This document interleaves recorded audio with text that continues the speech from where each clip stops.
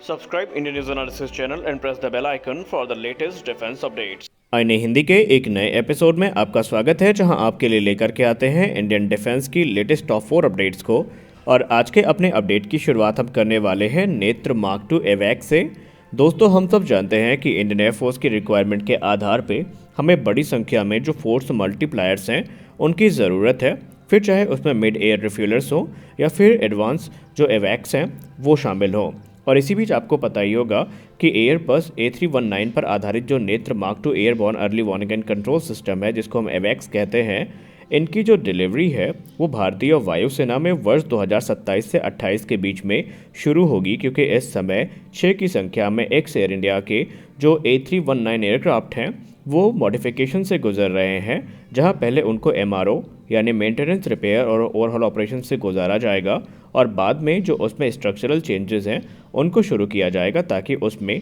जो अलग अलग सेंसर्स हैं जो कि मिशंस के लिए ज़रूरी होते हैं उनको इंटीग्रेट किया जाए और इसे मिलिट्री ग्रेड टेक्नोलॉजी से इक्विप किया जाए। और इसकी जिम्मेदारी मिली है सेंटर फॉर एयरबॉर्न सिस्टम यानी कैप्स को, जो कि अपग्रेडेड प्राइमरी रेडार और सेकेंडरी सर्विलेंस रेडार को विकसित कर रहे हैं। इसके अलावा LRDE जो कि DRDO की लैब है, वो उत्तम एक्टिव इलेक्ट्रॉनिकली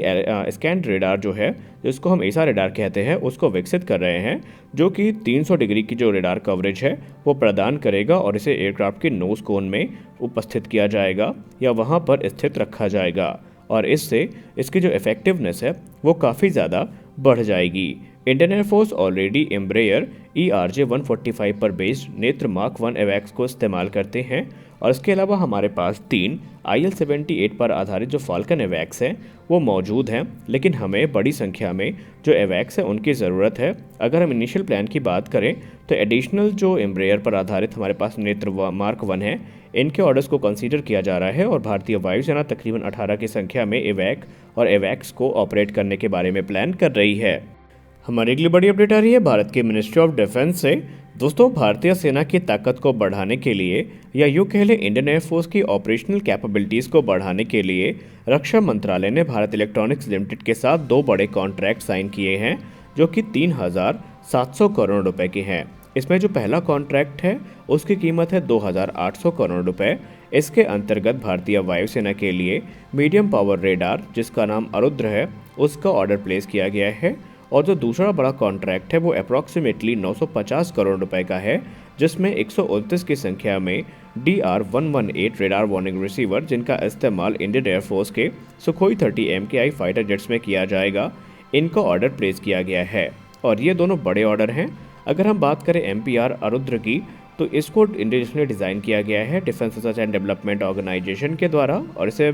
BEL के द्वारा मैन्युफैक्चर किया जाएगा। जबकि अगर हम बात करें हमारे सुखोई 30 MKI में इस्तेमाल किए जाने वाले DR-118 रेडार वार्निंग रिसीवर की, तो इससे सुखोई 30 MKI की जो इलेक्ट्रॉनिक वॉरफेयर कैपेबिलिटी है वो काफ़ी ज़्यादा इन्हेंस होने वाली है। और सुखोई 30 MKI में हम ये कह सकते हैं कि एक चरणबद्ध तरीके से जो अपग्रेड प्रक्रिया है वो शुरू हुई है, क्योंकि सुखोई 30 MKI की तकरीबन 5 से 6 स्क्वाड्रन अभी अपग्रेड की जानी है, और टोटल सुखोई 30 MKI तकरीबन 150 से ज़्यादा की संख्या में सुपर सुखोई स्टैंडर्ड में अपग्रेड किए जाएंगे। और इन शॉर्ट हम ये कह सकते हैं कि एक सिलसिलेवार तरीके से सुखोई के जो अपग्रेड प्रोग्राम है उनको इनिशिएट किया गया है, और आप बहुत जल्दी देखेंगे कि सुखोई एयरक्राफ्ट को जो अपग्रेड है वो मिलते रहेंगे, क्योंकि ये एयरक्राफ्ट वर्ष 2040 तक भारतीय वायुसेना की सर्विस में रहेंगे। और खुद भारतीय वायुसेना प्रमुख ने कहा है कि हम किसी भी प्रकार से सुखोई 30 MKI की फ्लीट को अपग्रेड करने की जो कवायद है उसको शुरू करेंगे, क्योंकि ये हमारी वायुसेना की बैकबोन अभी भी बने हुए हैं। तो आने वाले निकट भविष्य में हमें और भी कई महत्वपूर्ण फैसले हैं जो कि इंडियन एयरफोर्स को लेकर के आते दिखाई पड़ेंगे। हमारी अगली बड़ी अपडेट भी भारतीय वायुसेना को लेकर के आ रही है। इस बात में कोई संदेह नहीं है कि भारतीय वायुसेना एक बड़ी संख्या में जो रशियन ओरिजिन के प्लेटफॉर्म्स हैं इनको ऑपरेट करती है, फिर चाहे वो सुखोई 30 MKI की फ्लीट हो या फिर MiG-29 UPG हो, IL-76 हो, IL-78 हो या फिर AN-32 या Mi-17 हेलीकॉप्टर्स हो। और हम सबको पता है कि इसमें से अधिकतर जो फ्लीट हैं वो लगातार पुरानी हो रही हैं, और इनकी सर्विसबिलिटी और मेंटेनेबिलिटी इशू जो है वो भारतीय वायुसेना के लिए एक सरदर्द अभी भी बना हुआ है। और इन चीज़ों को दूर करने के लिए भारतीय वायुसेना ने एक उल्लेखनीय कदम उठाया है। इंडियन एयरफोर्स ने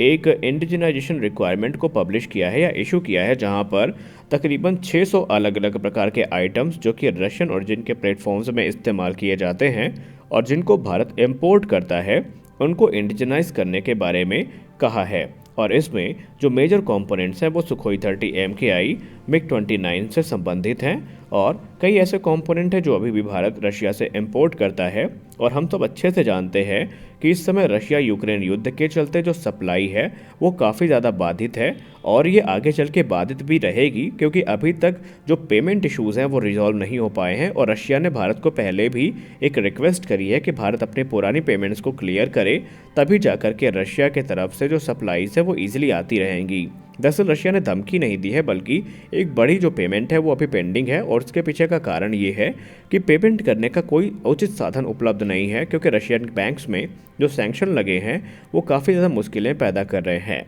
और इंडियन एयरफोर्स को इस चीज़ की संभावना है कि आगे चल के ये जो स्थिति है वो और गड़बड़ ना हो, इससे पहले ही कुछ जो मेजर कंपोनेंट्स हैं उनको इंडिजिनाइज कर लेना चाहिए, ताकि उनकी जो ऑपरेशनल कैपेबिलिटी है फाइटर जेट्स की या ट्रांसपोर्ट एयरक्राफ्ट की वो किसी भी प्रकार से बाधित ना रहे। और इसीलिए 600 अलग अलग आइटम्स को इंडिजिनाइज करने की बात कही गई है।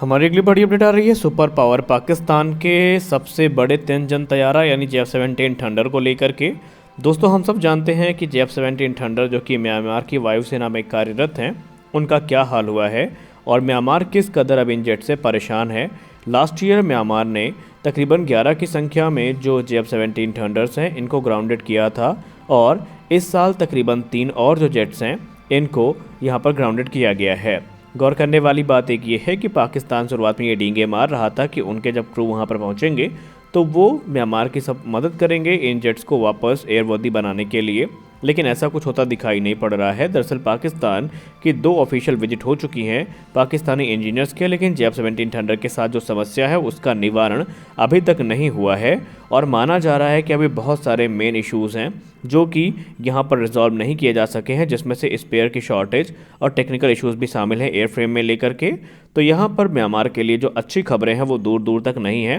हालांकि ये माना जा रहा है कि चीन इस समय कोविड-19 के चलते यहाँ पर जो अपना समर्थन है या अपना जो सपोर्ट है वो नहीं पहुँचा पा रहा है, लेकिन अभी पाकिस्तान के हाथ से भी चीज़ें निकलती जा रही हैं। दोस्तों, निकले क्यों ना, क्योंकि जेट को बनाना और जेट को असेंबल करने में अंतर होता है। पाकिस्तान सिर्फ नट बोल्ट लगा करके जेट को असेंबल करता है, बल्कि ये पूरा का पूरा जो एयरक्राफ्ट है या चाइनीज़ है, ये बनता भी चाइनीज़ में है, इसकी टेस्टिंग भी चाइना में होती है, सिर्फ पाकिस्तान इसको असेंबल करता है। तो आप कैसे उम्मीद कर सकते हैं कि JF-17 थंडर की समस्याओं का निवारण पाकिस्तान के द्वारा किया जाएगा। खैर, जो कुछ भी हो, म्यांमार इस समय जूझ तो रहा ही है और ये JF-17 थंडर की क्रेडिबिलिटी पे भी एक बड़ा सवाल है। इवन खुद पाकिस्तानी वायुसेना भी उससे काफ़ी ज़्यादा परेशान यहाँ पर हो चुकी है, क्योंकि आमतौर पर अक्सर ये खबरें आती रही हैं कि पाकिस्तानी वायुसेना के भी JF-17 थंडर टेक्निकल इशूज़ से जूझ रहे हैं। तो आपने वीडियो को अंत तक देखा, उसके लिए आप सभी का बहुत बहुत धन्यवाद। मिलते हैं अगले वीडियो में कुछ और इंटरेस्टिंग अपडेट्स के साथ, तब तक के लिए जय हिंद।